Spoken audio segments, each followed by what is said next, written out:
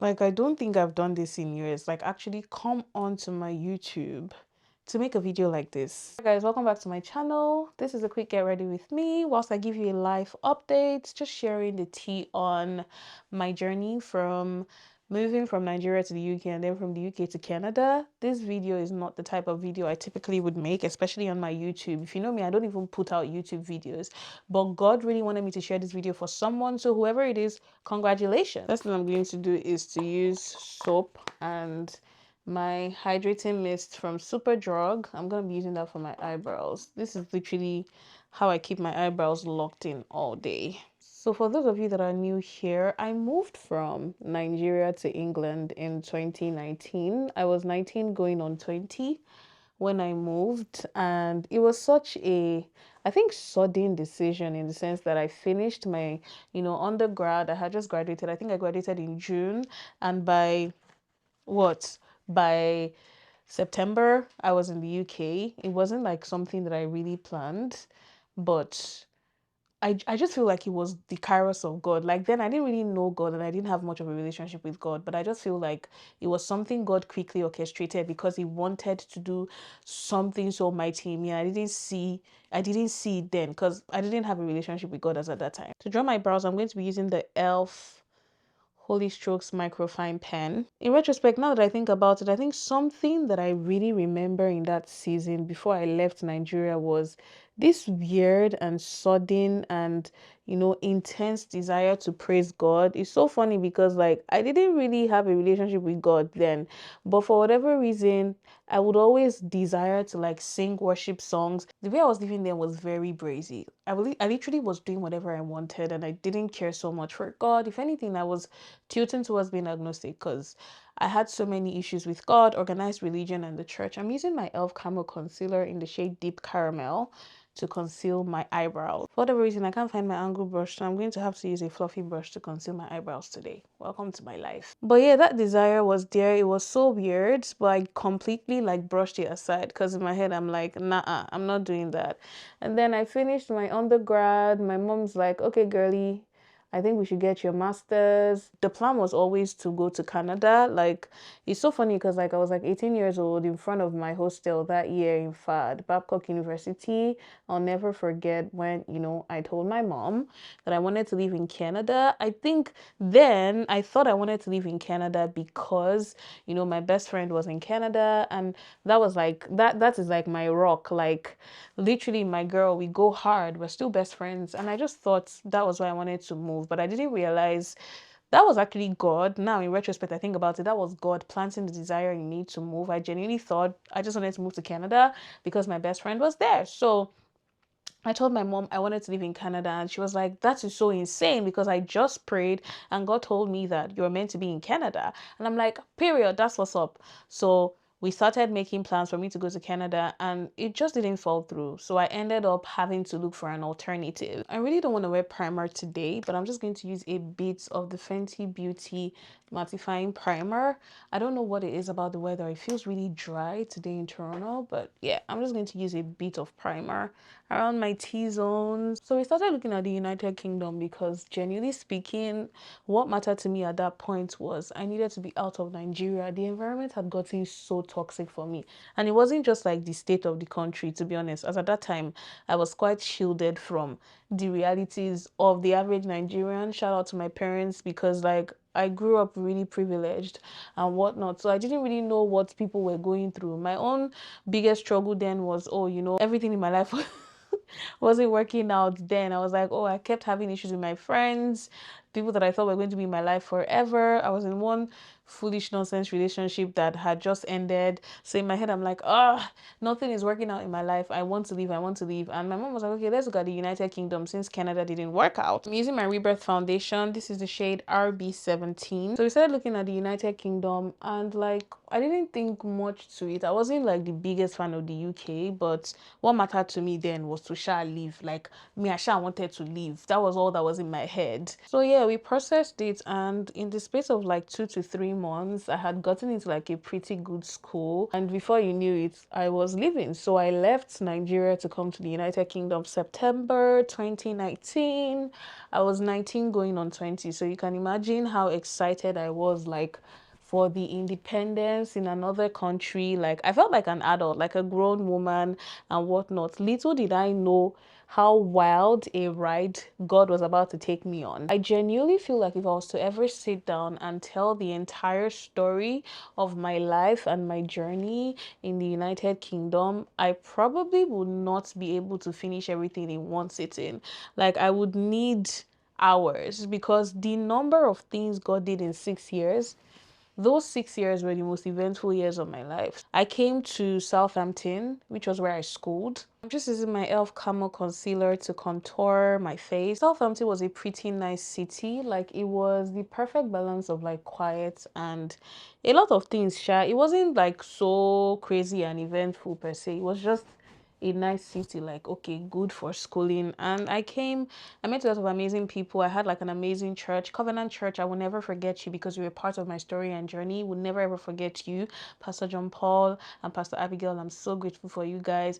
Tundu, Sister Kana, all of you, I love each one of you one by one. So I come to Southampton and I went through so much. I feel like one day I'll have to do like a separate video to really talk about the things my eyes saw, you know, with Southampton University. First of all, if you're planning to go to the UK, genuinely speaking, I would tell you to really pray about it. Like, pray that it is the will of God for your life, because the process, the schooling process, dealing with the schooling system in the UK really, really traumatized me. And that was just schooling. Let's not talk about immigration wahala. To conceal, I'm going to be using my e.l.f. Camo concealers. Like, I'll be very honest, my journey in the UK was not an easy one. Like, I went through so much. So from Southampton, I, struggled to finish school. Like, I went through so much in trying to finish school. It was so challenging for whatever reason. But, by the grace of God, here I am testifying. And eventually I moved away from Southampton and I was in London for a very short period of time, just staying with a family member. Then whilst I was trying to figure out what I was doing with my life, well, a family friend, I wasn't really sure what was going to become of me, because at that time I had issues with school. It was the pandemic. Nothing was certain but God. But I feel like it was in that season God actually really brought me to himself. Like, during that pandemic, when everybody, they told us, like, 1 minute we're in class, we're enjoying class, the next minute they are telling us, yeah, you guys can't come to school tomorrow because there's a national lockdown. And everything happened so quickly, so fast. Like, it took me a while to really grasp what was happening. First of all, the lockdown, I thought it was going to be like, oh, maybe 1 or 2 days, and like, it's turning to weeks. And I'm just here like, bro, what is this? Anyways, all of that experience was very traumatizing for me. It got very lonely. Like, I had never been in a position where I had to just sit down at home for weeks without, seeing people, seeing my loved ones. And it was already difficult enough being like an international student, moving away for the first time in your life. I really, really struggled, even more than I liked to admit at that point in time. And it was in this loneliness and struggling that I found God. Like, I started to build a relationship with him. So because of the pandemic, a lot of us were at home, we were bored. This was like an international lockdown, by the way, because I know that shortly after the UK went on lockdown, Nigeria also went on lockdown. So my friends in Nigeria too, they were just at home, we were all bored. Then, a friend of mine started like a fellowship. She had just gotten saved. Mind you, they would invite me to this fellowship. I would be like, no, I can't. Like, I can't go. I always had one excuse or the other, because I never really took my relationship with God seriously.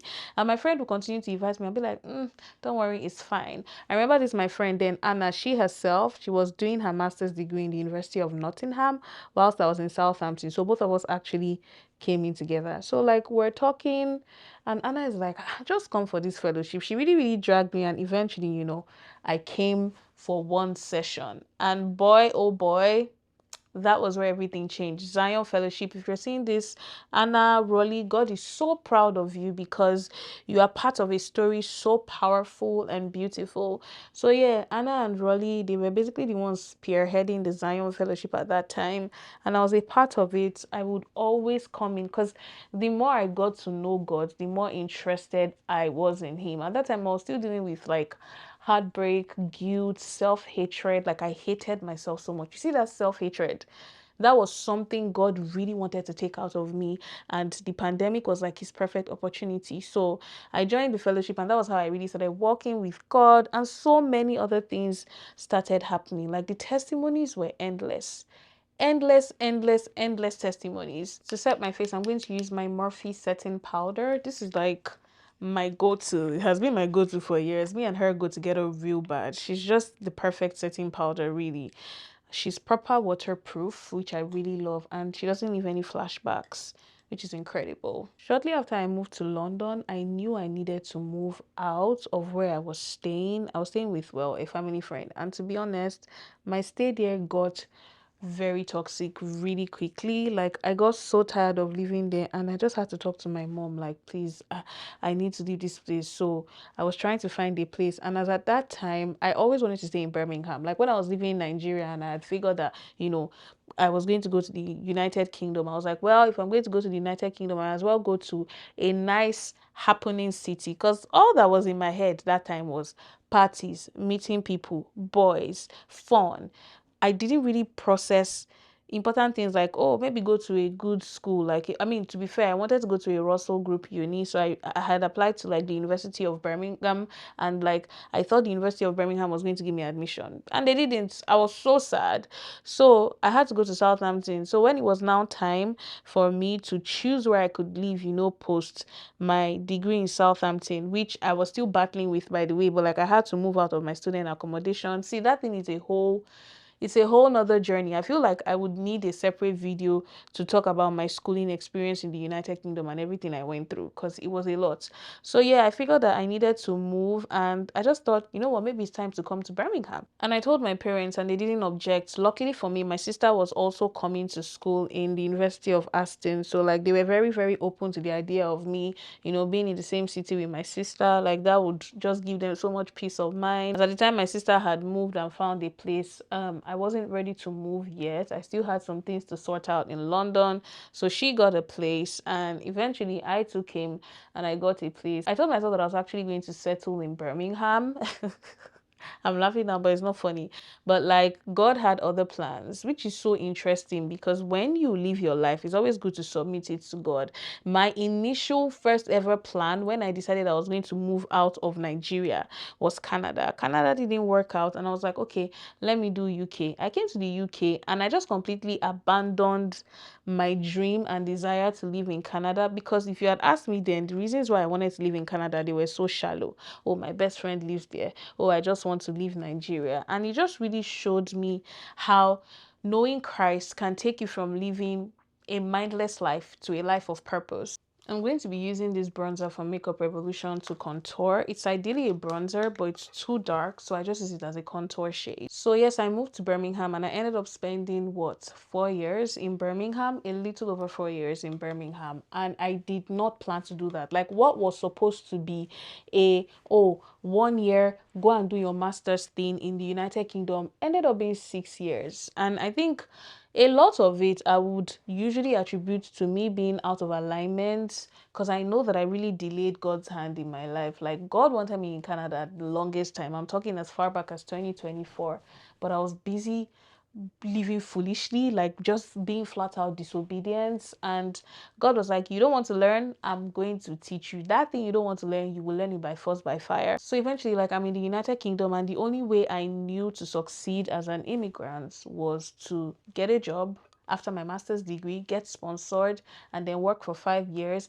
and then afterwards I would get my passport. And God was like, girl, be for real. No, your journey is not going to be straight like that. It's going to be zigzag. It's going to be in different, you know, your journey will never be straight. Is this. You go up, come down. Me, I had this straight plan. God said, no, you go like this, you go like this, you come back down, you go back up. And I'm just here like, I don't have time for this. You know, my patience level is not this high. And God said, the patience you don't have, I'm going to teach it to you. My entire journey in the United Kingdom, I'm not going to lie, was marked by a lot of resilience and character building. Like, I feel like if God didn't take that process, I probably would not have grown this close to Him. And I feel like God really, really wanted to shape me into the woman that I am today and build me. Like, the shege was a lot. That's all you need to know. The shege was intense. So I'm just going to be using my bronzer for Fenty Beauty to, you know, do my eyes and bronze the rest of my face. The interesting thing is, even after I had completely forgotten about my desire to live in Canada, to be honest, like, I had just gotten content with living in the UK, because in my head I'm like, my parents have spent so much money on this master's degree. I have to get a job. I have to make them proud. I have to, you know, become a citizen in this country. So that was like my entire focus, like the entirety of my focus. And God is like, I show you a better way. Like, girl, I have better in store for you. I did not want to hear anything. And I remember I was in Southampton. This was in like 2021. You know, I was trying to buy my laptop, like my MacBook then. So I told my best friend who stays in Canada to like ship it to me. She should buy it for me there and ship it to me, because Canada had better deals in terms of like bundles, and also there was the exchange rate. It was just in my favor. So I was telling my best friend like, how far, babe, please help me, you know, order my laptop there and send it to me. And as I was ordering the laptop and sending it to me, this was like me that I was still, you know, learning God's voice. Like, I was still trying to learn God's voice. Like, there will be times where I'll hear his voice and I will not be sure that he was the one speaking. That thing I just heard that voice, which I now know was the voice of God. And the voice was like, tell your best friend to send you Canadian currency, and I want you to be praying with the Canadian currency and saying that one day you will spend the currency that you are holding in the land that it belongs to. And in my head, I'm like, where the hell did that instruction come from? Because why am I thinking about Canada right now? I had made peace with the United Kingdom. Like, I hadn't even started struggling immigration wise then. Eventually, I told my best friend and she was like, yeah, like that's fine. That's what's up. I'll send it to you along with your MacBook. So she sent me a $5 Canadian note. It's somewhere in my wallet because I've kept that note ever since then. That note should be like 4 or 5 years old. I've just kept it as my note of promise, like what God said he would do, he did. I'm going to be using my Makeup Academy blush in the shade Atomic Orange. I love this blush color so much. Like, I wish I could recreate it for my brand. Oh, and I just broke the cover. The heck? So yeah, I think it was from that point I knew that maybe God doesn't actually want me in the UK permanently. Like, maybe this place is actually temporary.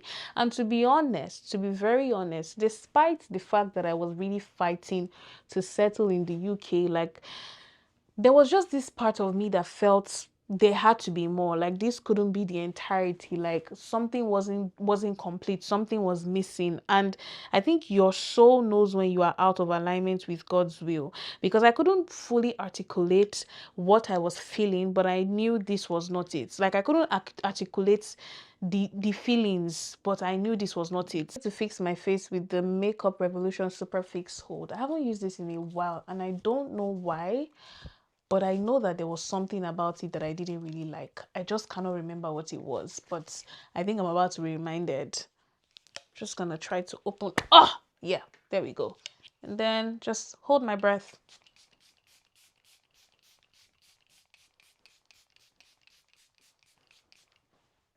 But yeah, I came to the UK trying to do my master's, get a job, get sponsored, and eventually, you know, get my citizenship. But I left the UK with everything I ever wanted. The sponsored job, I got it, but I became a permanent resident in my dream country. Exactly. And not only did I become a permanent resident in my dream country, I got to start my makeup brand, Rebirthed Makeup. Do you know how insane that is? I went there to do a master's degree in public health and I ended up being a beauty entrepreneur, what I've always wanted to do in my life. Like, starting my own makeup company at the age of 24, going on 25. And beyond starting my makeup company and growing in my public health career, I ended up growing even as a content creator, which is something I really wanted in Nigeria that I really struggled to do. And even when I came to the UK, for whatever reason, I completely threw away my dreams of being a content creator. I just felt like I was never going to grow because like it was so hard to grow in Nigeria. And like upon coming to the UK, like the demands for my master's degree were quite intense. So I just put it aside. But I ended up growing and building such an amazing community of you guys. I ended up meeting so many amazing people, learning so many lessons that I will carry for the rest of my life. Like the UK blessed me with so many opportunities that I do not take for granted. I really do believe that God decided to use the United Kingdom as a launch pad or a launching pad for my coming to Canada, because some of the relationships that have even gone on to bless me here in Canada, I forged them whilst in the UK. Whilst I understand that the UK was never God's perfect will for me, it was his permissive will, and he actually used it for his glory. And I feel like my journey really helped me understand what the scripture that says God causes everything to work together for our good. Like my journey here helped me understand it, because whilst I was feeling so horrible when I was in Nigeria for the disappointment that was not being able to get into Canada for my master's and then having to settle, it felt like I was settling for the UK. Even in my settling, God took glory. God brought beauty out of the story, and I'm so grateful. And if you're seeing this, let this be proof to you that your situation, your circumstances can never work against you. Your circumstances are always working in alignment for your good. They are always working for you. No matter how horrible what you're going through is, things are always working in your favor. Genuinely speaking, like I know it's hard to believe. If anybody had told me like 6 years ago, I would not have believed. I did not want to hear anything about God. I even felt like God was the one persecuting me himself. Don't judge me. I was a baby Christian then. But like now, being in the land of promise, doing everything the Lord has said he's going to do in my life and I'm going to do, like doing everything and just standing in the promise, it's like, wow, God, this is what you were trying to tell me then. Like everything you said, I'm now walking into. Everything you showed me is now coming to pass. Like, who am I that you're so mindful of me? Like, it's hard to believe when you are in the wilderness season that things will ever get better until you actually step out of it. I've stepped out of it now and I completely see what God was saying. Like, yeah, and if I'm ever going to question him again, it would be, Lord, what can I do for you? How high would you need me to jump? Because the way he has beautified my life, and it's one word he kept giving me, even in my wilderness season, Ayomide, I'm beautifying your life. I'm beautifying your life. If they had told me then, I would not have believed. In fact, I did not want to hear anything from him. But now I'm standing in the beauty that is my life and I'm like, God, who am I that you are so mindful of me? But anyways, yeah, that's the summary of like my story. In terms of like lessons that I learned in the UK, I think number one, God first, putting God first, putting God first, putting God first is so important. So important. Number two, do not joke or play about community. Community will save your life in so many ways. Community will change your life in so many ways. Because there were many times where I got into trouble and it was community that saved me. There was a time they almost kicked me out of the UK and it was somebody in my community that plugged me to something that I could have applied for. And it was that thing that ended up giving me more time. Community is so important. And beyond community, I would say trust in the process, trust in God, and also trust in his process is so important. It might seem like everything is working against you, but it's actually working in your favor. Number four, if the story is intense, it is because the glory is more intense. If the story is intense, it is because the glory is more intense. If the story is intense, it is because the glory is more intense. Like my mom used to tell me then when I'll be suffering, I'll be crying, I'll be like, Mommy, it's so hard, it's this and that. And my mom would be like, it's because of the glory. She say, Nitori Ogoni. It's because of the glory. Have you forgotten your name is Glory? It's because of what God wants to do in your life. I'll be like, Mommy, don't say that, don't say that, don't say that. She say, I'm telling you, it's because of the glory. And I'm just saying, like, I didn't understand it then. It didn't make any sense then. But like now, standing in it, I'm like, oh, this babe, it's like she knew she was onto something. She actually devoured with that. So yeah, I'm so grateful to God. And I think another lesson that I really learned is the power of imagination and resilience. Like if you can fathom it in your mind and you can put the work that is required for it, it will happen to you. Like I used to believe that I was going to grow as a content creator the minute God started to speak to me about it, and here we are. it was hard. I didn't think that I could at many points, but here we are. Like, I went from, you know, just coming to do my master's, forgetting about my dreams about being a professional makeup artist and a content creator, to building my own makeup brand, working with brands that I've always ever dreamt of, brands like L'Oreal, brands like La Roche-Posay, brands like I can't even start a list because I've worked with so many amazing brands like Elf Cosmetics, brands like L'Oreal, brands like Topicals, like brands that I never thought I would end up working with. I've ended up working with these people. Why? Because I just believed. And it brings me to my final biggest lesson. See, one with God is a majority. Obey God. Obey God like your life depends on it, because it actually does. Like, a lot of things that you suffer, a lot of unnecessary things that you pass through, you will not pass through if you just obey God and you don't have coconut head. If you just obey God and God tells you, apply for that job, work in that career path, leave this country, leave that man alone, you will not suffer as long as you obey him.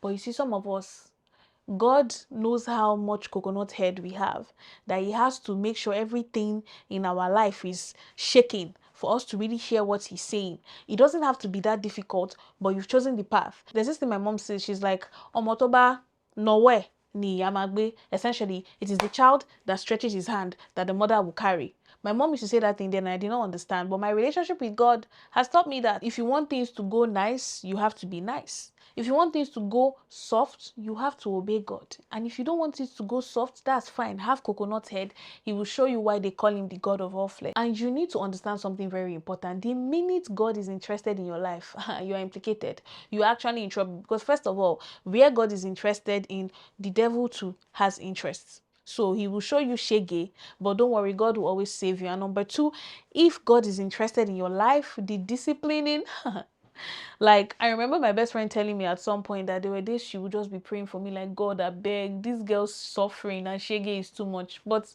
I mean, here I am. Here I am. Thanks be to God. So if you're seeing this, I'm going to try to be a lot more active on YouTube. It's an instruction God gave me, and I feel less burdened, which brings me to another very important point. Peace is never going to be in the circumstances around you. Peace is never going to be in things that work out or not. Peace will actually be in alignment and obedience with God. As I'm here in Canada, there are so many things that I don't have figured out. I don't know what I'm going to be doing with my life, career-wise. I just know of some instructions God has given, but like, I had to leave a thriving public health career to come here and start all over again. But I can confidently tell you this, I have more peace of mind than I did when I could see my career thriving. I could see comfort and certainty and stability in my finances. Here, I have so many question marks for God, but you see the peace, the stability, the peace of mind. Like, I wake up and I'm not anxious, I'm not afraid. It's unmatched. So yeah, obey God, obey his will, and trust that everything will fall into alignment. Anyways, thank you guys so much for being on here, and I will see you in my next video, which I don't know when that will be. But if you're saying this, don't forget to subscribe to my channel. Subscribe and listen to my single, okay? And that's another thing God did in my life that has been so beautiful, making me a music minister. Like, I wanted to do masters. He made me founder, entrepreneur, content creator, makeup artist, music minister. Are you whining God? Are you whining God? Exactly. See you guys in my next video. I love you guys. Bye.